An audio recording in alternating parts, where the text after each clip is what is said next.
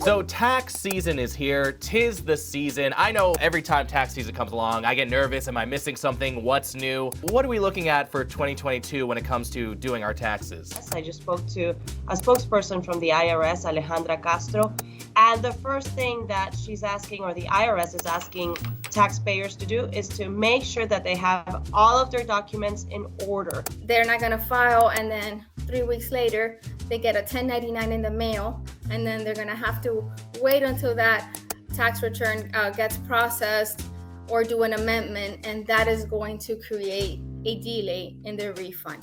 So when it comes to child tax credits, how does that affect my return in 2022? It depends on how parents filed for these taxes. This year, the IRS is sending 2 letters to taxpayers. It's a letter that states the amount of the advanced child tax credit payments that they received in 2021. They need this amount to be accurate in order to reconcile what they get this year. Remember, this was only 50% of the child tax credit payments. Some taxpayers chose to opt out and didn't get anything, so they don't have to worry about getting a letter. One of the better parts of the pandemic was getting my stimulus check, and that helped me go out and buy the things I need. But how does that affect my taxes? The important thing is to follow, again, IRS guidelines. They are going to get a letter that talks about the amount of the economic impact payment that they received in 2021, and they need that amount to give it to their tax preparer.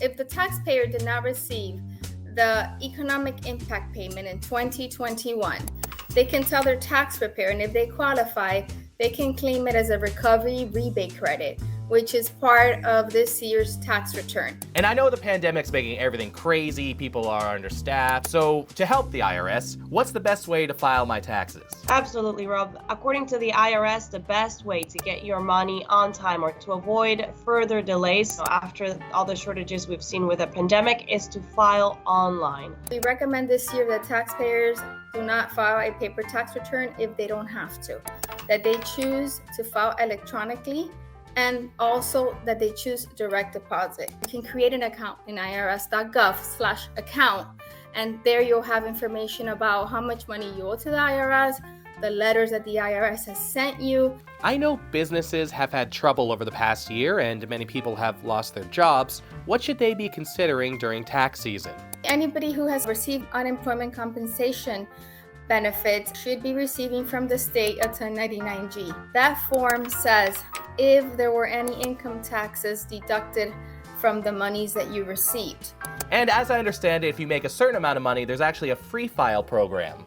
There is a free file program for those who have low income. Taxpayers whose income does not exceed $73,000 can use IRS Free File. By logging on to irs.gov/free file, you can see which company you want to use, and you can prepare your tax return completely free. If a taxpayer makes $58,000 or less, they qualify to have their taxes prepared completely free at one of our many volunteer income tax assistance centers.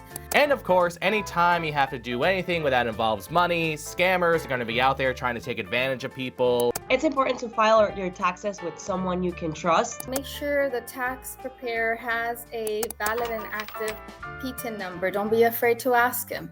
Make sure he signs your tax return. Make sure he doesn't put any deductions or expenses that are not real. Always remember that the information in your tax return you are responsible for.